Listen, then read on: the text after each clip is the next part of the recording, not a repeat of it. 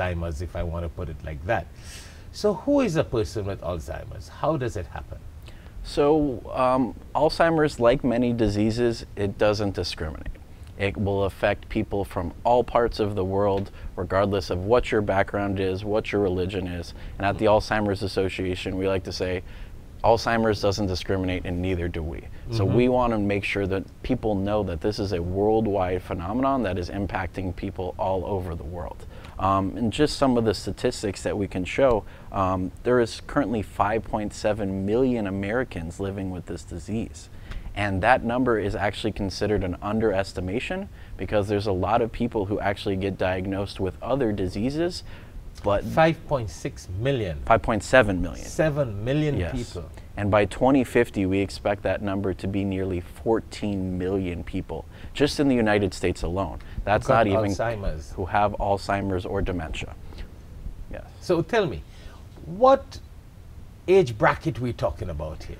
So traditionally, we think of Alzheimer's as a disease that affects older people. And what do we mean by older people? So what age? That's definitely the prevalence, right? So I would say usually it's diagnosed in the 70s or 80s. That's typically when it's diagnosed. But what we've been seeing more and more of is what we call early onset Alzheimer's disease. And what is that?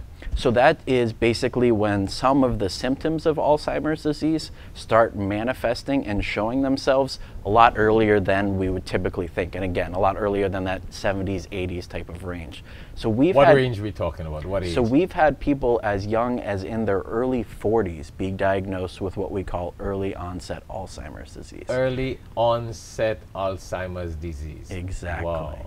So it's kind of scary, to be honest with you, to think that people that young can be diagnosed. But it is something that's happening more and more frequently. And really we think, I personally believe, let me say this, that this is something that's actually been happening for a longer time than we realize, but we're just now starting to catch up in terms of being able to diagnose these diseases. A lot of times people would have memory issues and they would say, oh, it's just stress, or oh, you just have some stuff going on in your personal life. Once that's resolved, you'll be okay. But now we're understanding more about what we can do from a neurological standpoint to pinpoint this disease and understand the difference between, let's say, this and multiple sclerosis or ALS or other diseases that impact how the brain communicates with the rest of the body. That's